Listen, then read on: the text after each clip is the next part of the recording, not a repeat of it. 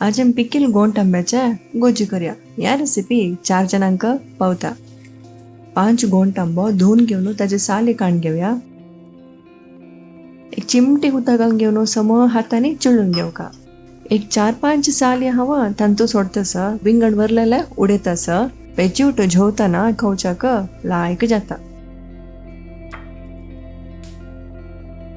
थोडे मीठ, एक तर मिरसांगी, 2 लसणी बी घालून सम चिंचून घेऊका. आता त्या चिंचिलेल्या आंब्या घालून घेऊन सम हाताने चिळडूका. मिठा घालाल आंब्या गोजी केल्यास रेसिपी कमेंटान दिता.